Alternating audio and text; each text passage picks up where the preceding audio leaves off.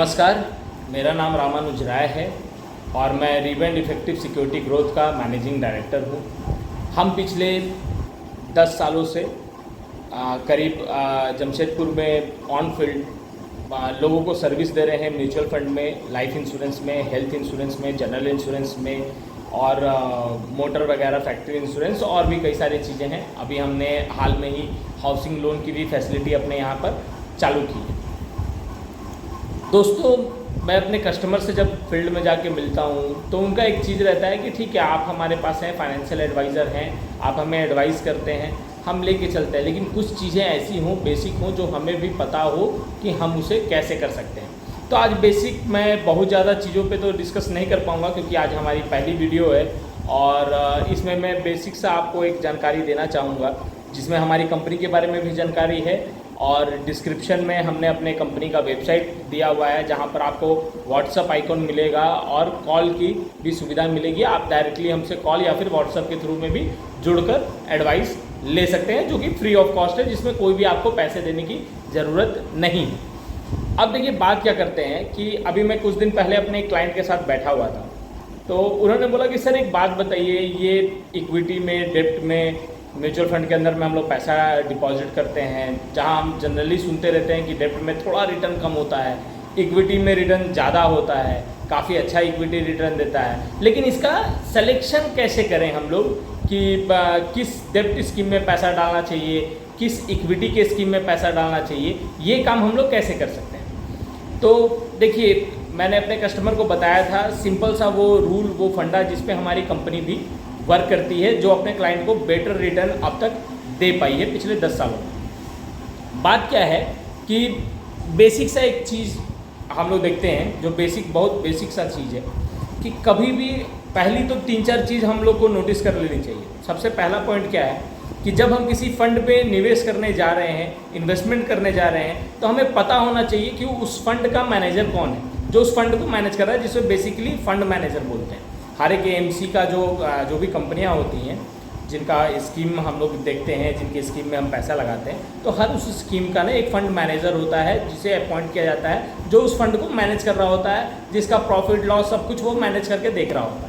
तो उस fund manager के बारे में पहले जानना चाहिए, पहले उसका बैकग्राउंड जानना चाहिए कि वो फंड मैनेजर कितने सालों से इस फंड को मैनेज कर रहा है, इससे पहले क्या वो इसी तरह के फंड को मैनेज कर रहा था या फिर किसी और फंड को मैनेज कर रहा था, क्या उसका परफॉर्मेंस अच्छा था या फिर पुअर था, ये सब कुछ हम लोग को जानना था। पहले उसके फंड मैनेजर के बारे में जानना चाहिए। दूसरी चीज़ जो है वो जानना चाहिए रिस्क मैनेजमेंट के बारे में। रिस्क मैनेजमेंट क्या हो गया?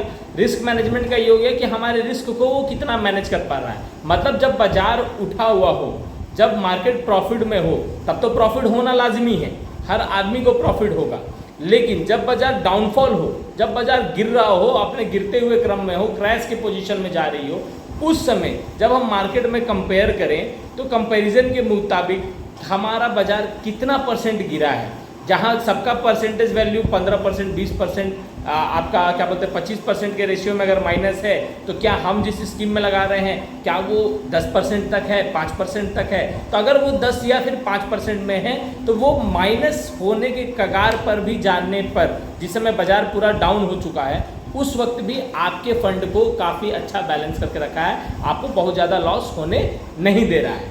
तो ये चीज़ हमें पहले देखना है कि उसका रिस्क मैनेजमेंट फैक्टर क्या है। दूसरी चीज़ देखना है कि वो स्कीम जो है वो बाज़ार में कितने दिनों से, कितने समय से वो बाज़ार में है, क्या वो एकदम नई स्कीम है? तो अगर एकदम नई स्कीम है तो उसका बैक परफॉर्मेंस जानना काफ़ी ज़्यादा टफ हो जाता है, क्योंकि वो नई है, वो आगे कैसा परफॉर्म करेगी, कैसा नहीं करेगी, वो चीज़ उसके आज के ऊपर में डिपेंड करता है, करंट सिचुएशन पे डिपेंड करता है। लेकिन जो स्कीम काफ़ी समय से फील्ड में चल रही है, तो जाहिर सी बात है कि अगर आप नए हैं म्यूचुअल फंड में और नए तरीके से निवेश करने जा रहे हैं, तो पहले तो ये देखिए कि फंड मेरा एकदम नया ना हो, फंड मेरा थोड़ा पुराना हो। अगर नया भी है तो उसकी मार्केट पॉसिबिलिटीज़ क्या है अगले 6-7 महीनों में, साल भर में, ये चीज़ हमारे लिए जानना बहुत ही ज़रूरी हो जाता है। दूसरी चीज़ आपकी दूसरी चीज़ जो है वो ये है कि जब हम ये देख लिए कि हाँ चलिए फंड मैनेजर उसका बहुत बढ़िया है, उसमें हमने शॉर्ट लिस्ट करके मान लीजिए 500 प्रोडक्ट लेके आए कि हाँ ठीक है फंड मैनेजर है, ये 500 प्रोडक्ट का फंड मैनेजर जो है वो एकदम सही है, कोई दिक्कत नहीं है, इसमें कई तरह का कोई मतलब क्या बोलते हैं डाउट वाली चीज़ नहीं है कि हम इस फंड मैनेजर के ऊपर डाउट करें। दूसरी चीज़ जो है वो आ गई कि रिस्क मैनेजमेंट कैसा है। तो उन 500 स्कीम में जब हमने कंपेयर करना चालू किया तो हमें पता चला कि इन 500 स्कीम के हिसाब से रिस्क मैनेजमेंट जो है इन 400-300 स्कीम में अच्छा है। तो उस 500 से आप पहले शॉर्ट लिस्टेड कीजिए, उस 300 पे आ जाइए, ठीक है। जब वो 300 पे हम आ गए तो उसके बाद हमने देखा कि इसमें से कौन से ऐसे फंड हैं जिनका रिटर्न तो अच्छा है लेकिन काफ़ी लंबे समय से ये इनका रिटर्न कंटिन्यू चलता आ रहा है, या फिर जब बाजार गिरा था तब उस समय इन्होंने कितना डाउनफॉल दिखाया था, कहीं ऐसा तो नहीं कि बहुत ज़्यादा डाउनफॉल दिखा दिया था और आज बाजार आ गया है तो बहुत हाई है, क्या ये कंटिन्यूटी में बना हुआ है कि नहीं बना हुआ है, ये चीज़ भी जानना बहुत ही ज़रूरी है। तीसरी चीज़ जो होगी, जब ये सारा चीज़ हमने देख लिया तो इन सारी चीज़ों को देखने के बाद में अब हमें शॉर्ट लिस्टिंग प्रोसेस की तरफ बढ़ना चाहिए, ठीक है। शॉर्ट लिस्टिंग प्रोसेस कैसे करते हैं इस चीज़ को समझिए। ये बेसिक सा एक चीज़ अभी आपको पहले मैंने बताया था कि किसी भी फंड में ये चीज़ें देखना ज़रूरी है। इसके लिए हर कंपनी जो है वो अपना एक फैक्ट शीट बनाती है, उस फैक्ट शीट के आधार पर आप देख सकते हैं कि फ़ंड का परफॉर्मेंस क्या है क्या नहीं है। जैसे कि अभी मेरे पास ये एक फैक्ट शीट पड़ा हुआ है, ये आप देख सकते हैं, टाटा का फंड फैक्ट शीट है। तो इसमें क्या है कि हम लोग कभी भी देखेंगे, जैसे मान लीजिए कि एक पर्टिकुलर स्कीम में लेके आता हूँ, मैं आपको एक स्कीम का दिखाता हूँ, ये पर्टिकुलर एक स्कीम का है, ये इस तरीके से कुछ उसका फैक्ट शीट आता है जहाँ पर आपको यहाँ पर पता चल रहा है कि उसके पिछले 10 सालों में क्या रिटर्न है। ये आप यहाँ देख सकते हैं कि इसके 10 सालों में क्या रिटर्न है, वो चीज़ यहाँ पर ये दिखा रहा है। तो इस तरीके से आपको भी फैक्ट शीट अवेलेबल हो जाएगी, मार्केट में अवेलेबल है। आप फैक्ट शीट लीजिए, पढ़िए, स्टडी कीजिए और उसके बाद फिर आगे बढ़िए एक पर्टिकुलर स्कीम में। अब हम आते हैं कि हमें स्कीम कैसे सेलेक्ट करना चाहिए, मतलब मान लीजिए कि मार्केट में तो कई सारी स्कीम है, यही अगर एक पर्टिकुलर फैक्ट शीट की मैं बात कर लूँ तो इसके अंदर करीब मुझे नहीं भी तो 50 से 60 स्कीम दिख रहे हैं इस एक बुक के अंदर। इस एक AMC का मैं बात कर रहा हूँ, ये एक टाटा में अगर मैं पैसा लगाने जा रहा हूँ तो इसके अंदर में मुझे कई सारे फैक्ट शीट दिखते हैं। यहाँ पर ये देखिए, यहाँ लिस्टिंग है, इतनी लंबी लिस्ट है, ये इतना लंबा लिस्ट है। इतने लंबे लिस्ट में मैं कैसे डिसाइड करूँ कि कौन सा स्कीम मेरे लिए बेटर है। तो सबसे पहले तो हमें कैटेगरी चुनना चाहिए। कैटेगरी चुनना चाहिए अपने टाइम पीरियड के हिसाब से कि क्या हम इक्विटी में पैसा डाल रहे हैं कि हम डेब्ट में पैसा डाल रहे हैं। वैसे कस्टमर, अगर आपको पैसा जो है वो साल 2 साल के अंदर में निकालना है, 3 साल के अंदर में निकालना है, तो फिर आप नो डाउट डेब्ट स्कीम में जाइए, क्योंकि वहाँ आपका पैसा सुरक्षित रहेगा 3 सालों में और आपको प्रॉफिट बहुत ज़्यादा नहीं देगा, लेकिन हाँ एक अच्छा प्रॉफिट आपको जनरेट वो कर देता है। डेब्ट स्कीम जो है 4 से 6% का उसका बीच का रिटर्न रहता है, वो आपको दे देगा। लेकिन अगर हम बात करें इक्विटी का, तो इक्विटी क्या है, मिनिमम 5 साल का टाइम पीरियड लेके हमें चलना पड़ता है कि मिनिमम 5 साल के लिए हम उसमें निवेश करेंगे, निवेश करके उसको चलेंगे। अगर उसके पहले बाजार अच्छा हुआ, बाजार उठा, तो आप अपना पैसा बेशक विड्रॉल कर सकते हैं एग्जिट लोड को देखते हुए, जैसा आपके फैक्टर में, जैसा आपके स्कीम में एग्जिट लोड का जो रूल होगा उसको देखते हुए। लेकिन अगर एग्जिट लोड का कोई झमेला नहीं है तो आप 5 साल के पहले भी कभी भी पैसा उसमें से विड्रॉल कर सकते हैं, उसमें कोई दिक्कत की बात नहीं है। अब हम कैसे चुनेंगे? सबसे पहले तो आप कैटेगरी चुनिए अपने टाइम पीरियड के हिसाब से, क्या आपको इक्विटी में डालना है, डेब्ट में डालना है, कि किस पर्टिकुलर स्कीम में जाना है, वो चीज़ पहले चुन लीजिए। जब हम ये चीज़ चुन लेते हैं तो उसके बाद हमें क्या करना है, मान लीजिए कि हमने ये फैक्टर चुन लिया कि हाँ ठीक है, मुझे एक XYZ कंपनी का XY स्कीम जो है वो अच्छा लग रहा है, मुझे इसके अंदर में पैसा डालना है। तो मान लीजिए कि आपने इक्विटी स्कीम की बात की, तो मार्केट में 30, 35, 34 कंपनियाँ होंगी, ठीक है। उन कंपनियों में से आपने किसी एक कंपनी को तो चुन के उस पर जा नहीं सकते हैं, आप हर कंपनी का एक स्कीम निकालेंगे जो सिमिलर में है। जैसे मान लीजिए फ्लेक्सी कैप की बात कर रहे हैं तो निपॉन इंडिया का भी फ्लेक्सी कैप हम निकालेंगे, आदित्य बिरला का भी फ्लेक्सी कैप हम निकालेंगे, आपका क्या बोलते हैं ITI का भी हम फ्लेक्सी कैप निकालेंगे, टाटा का भी हम फ्लेक्सी कैप निकालेंगे। तो इस हिसाब से अलग अलग कंपनियों का हमने वो स्कीम एक सेलेक्ट कर लिया। जब हमने स्कीम निकाला, मान लीजिए कि आपने स्कीम को मार्केट से शॉर्ट लिस्टेड किया, स्कीम आपने बनाया 100 कि 100 स्कीम आपने निकाले। अब हमें डिसाइड करना है कि 100 स्कीम में से कौन सा स्कीम मेरे लिए बेनिफिशियल है, बेटर है। तो सबसे पहले हम क्या करेंगे, इन 100 स्कीमों को हमने निकाल लिया। ठीक है। अब इसके बाद हम देखेंगे कि ये जो स्कीम है ये कितने समय से बाजार में है, क्या ये नया है, क्या ये पुराना है। तो उस समय को भी देखने का एक साधारण सा आपको फॉर्मूला देता हूँ, वो समय क्या होना चाहिए, ठीक है। कोई भी स्कीम को जब हम जज करेंगे, जैसे मान लीजिए कि आपने 100 स्कीम्स निकाल लिया कि इन 100 स्कीम में मुझे निवेश करना है, इन 100 में मेरा पैसा जाना है, तो उन 100 स्कीम में आपको पैसा लगाना है, ये तो ठीक है। लेकिन इन 100 स्कीम में से कौन सा स्कीम हो जिसमें मैं अपने पैसा लगाने के लिए अनुमति दूं अपने फंड मैनेजर को, या फिर मैं खुद से अगर इन्वेस्ट कर रहा हूं तो मैं खुद उसमें जाके ट्रांजैक्शन करूं, ये कौन सा स्कीम होना चाहिए। तो वो हमें देखने के लिए सबसे पहले क्या करना है, शॉर्ट लिस्टिंग करना है। तो शॉर्ट लिस्टिंग का सबसे पहला प्रोसेस होगा, जब हमारा फंड चूज हो गया, कैटेगरी हमने जब चूज कर ली, तो उसके बाद एलिमिनेशन होगा। एलिमिनेशन हर जगह होता है ना, कहीं पर भी मान लीजिए कि कोई कंपटीशन होता है, कुछ भी होता है, तो 100-50 लड़के वहाँ पर जाते हैं, अपना कंपटीशन में भाग लेते हैं। उसके बाद उसमें से कुछ को छांटा जाता है कि नहीं ठीक है, आपने भाग तो लिया, आप एलिजिबल थे इसके लिए, लेकिन अभी आपका परफॉर्मेंस उतना अच्छा नहीं है जो मैं अभी आप में निवेश कर सकूँ। तो उनको हम छांट के बाहर करते हैं, जो उसमें से बढ़िया होते हैं उन्हें हम इन करते हैं, अंदर लेते हैं। तो सेम काम हमें यहाँ पर करना है। अब इसका शॉर्ट लिस्टिंग का जो प्रोसेस होगा, इसको कैसे करेंगे हम, इसको करेंगे हम देखेंगे कि कौन सा ऐसा इन 100 में से स्कीम है जो 3 साल से ज़्यादा मार्केट में बना हुआ है। सबसे पहले तो हम ये देखेंगे, मान लीजिए कि 100 स्कीम था, उन 100 में से आपको 70 स्कीम ऐसे मिले जो 3 साल से ज़्यादा मार्केट में बने हुए थे।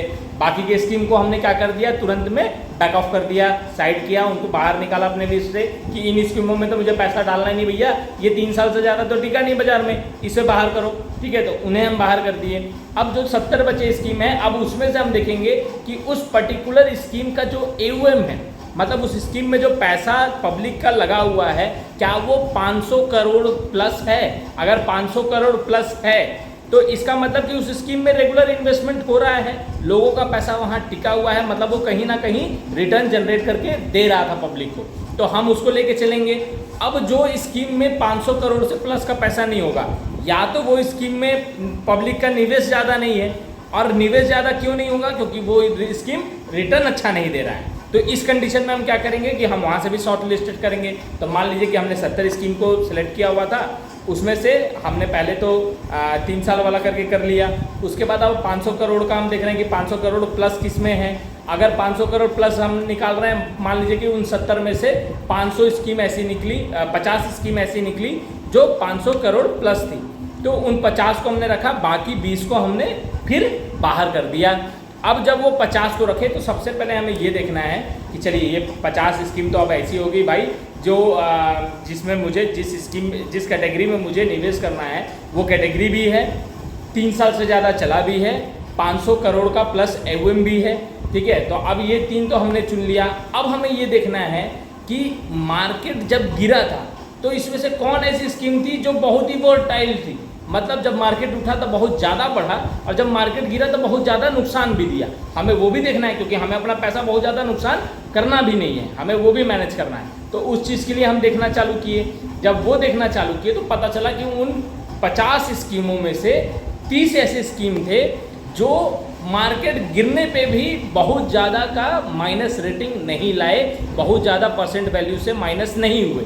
तो हमें 30 स्कीम मिल गई, उन 50 में से 20 हमने फिर बाहर कर दिया, 30 स्कीम हमारे शॉर्ट लिस्टेड में अभी भी बनी हुई है।